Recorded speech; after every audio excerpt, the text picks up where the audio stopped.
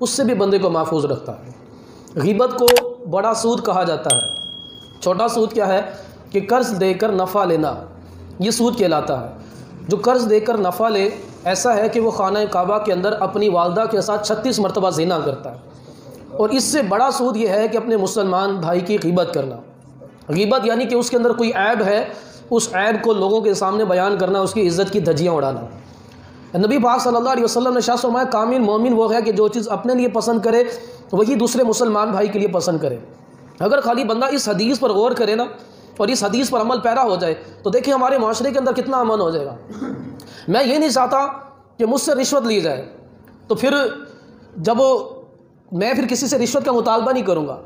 میں یہ نہیں چاہتا کہ میرے ساتھ دھوکہ ہو، مجھے ملاوٹ والا مال دیا جائے، میرے ساتھ جو ہے وہ زیادتی کی جائے۔ تو جب میں اپنے لیے یہ چیزیں پسند کر رہا ہوں تو اپنے مسلمان بھائی کے لیے بھی یہی پسند کروں۔ جب میں یہ چاہتا ہوں کہ میرے پیٹھ پیچھے لوگ میرا اچھا ذکر کریں، میری اچھائی بیان کریں، میری برائی بیان نہ کریں، تو میں بھی تو لوگوں کے پیٹھ پیچھے ان کی اچھائی ہی بیان کروں نا، میں ان کی برائی کیوں بیان کروں؟ مجھے یہی چیز پسند نہیں آئے گی۔ جب مجھے پتہ چلے گا کہ فلاں لوگ جو ہیں وہ میری تعریفیں کر رہے ہیں، مجھے اچھا جان رہے ہیں، تو مجھے خوشی ہوگی۔ جب مجھے پتہ چلے گا کہ کچھ لوگ ہیں جو میری برائی کر رہے ہیں تو مجھے برا لگے گا۔ تو جب میں اپنی برائی کو پسند نہیں کرتا تو پھر میں دوسروں کی برائی کیوں کروں؟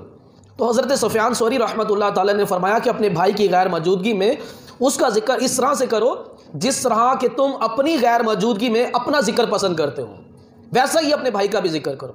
شیخ عبد الوہاب شیرانی رحمۃ اللہ تعالی علیہ فرماتے ہیں اگر تمہیں پتہ چلے کہ فلاں بندہ تمہاری غیبت کرتا ہے تو اس پر غصہ نہ کریں، غصے کا اظہار نہ کریں۔ اس پر غصہ ہونے کی کیا ضرورت ہے؟ اس کی نیکیاں تمہاری طرف آ گئیں، وہ تو تمہارا محسن ہوا، تو محسن پہ غصہ تو نہیں کرتے۔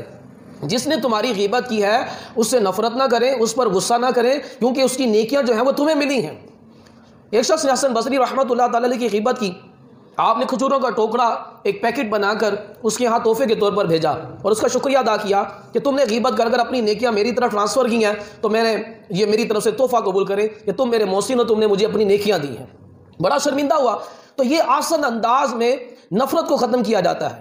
اگر غیبت کی کسی نے اور ہمیں پتہ چل جائے اور ہم غصے کا اظہار کریں، اس طرح نفرت کی بنیاد اور مضبوط ہوتی چلی جائے گی۔ قرآن پاک آپ پورا کا پورا قرآن ہمیں معاشرتی زندگی گزارنے کا طریقہ بتاتا ہے۔ عبادت آپ قرآن پاک میں عبادت کیا ہے؟ نماز ہے، 5 وقت کی نمازیں ہیں، پھر اس کے بعد سال کے بعد 30 روزے ہیں، اس کے بعد زکوٰۃ وہ ہر ایک پر فرض ہی نہیں ہے، جو مالک کے نصاب ہے اس کے اوپر فرض ہے۔ حج بھی ہر ایک پر فرض نہیں ہے، جو صاحب استطاعت ہے اس پر حج فرض ہے۔ عبادت پیچھے رہ کیا گئی؟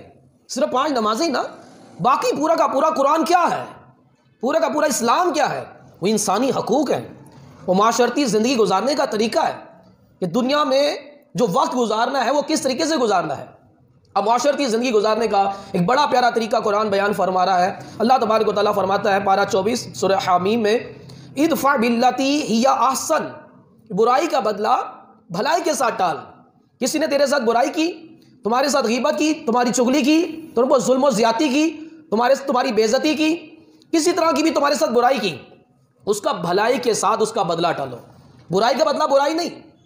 نبی پاک صلی اللہ علیہ وسلم نے ارشاد فرمایا جو تم پر ظلم کرے تم اس کو معاف کر دو، جو تم سے تعلق توڑے تم اس سے تعلق جوڑو، جو تمہیں محروم کرے تم اس کو عطا کرو۔ اب قرآن پاک نے کہا ادفع باللتی ہی احسن، برائی کا بدلہ بھلائی کے ساتھ ٹال۔ فرمایا جب تم ایسا کرو گے، برائی کا بدلہ اچھائی کے ساتھ دو گے تو اس کا فائدہ کیا ہوگا؟ فرمایا فَإِذَا الَّذِي بَيْنَكَ وَبَيْنَهُ عَدَاوَةٌ، تمہارے اور اس کے درمیان میں جو عداوت ہے، جو نفرت ہے، كَأَنَّهُ وَلِيٌّ حَمِيمٌ، گہری دوستی میں بدل جائے گی۔ وہ نفرت گہری دوستی کے اندر بدل جائے گی۔ یہ قرآن کہہ رہا ہے، کوئی مذاق تو نہیں ہے، قرآن پاک میں شک تو نہیں ہے۔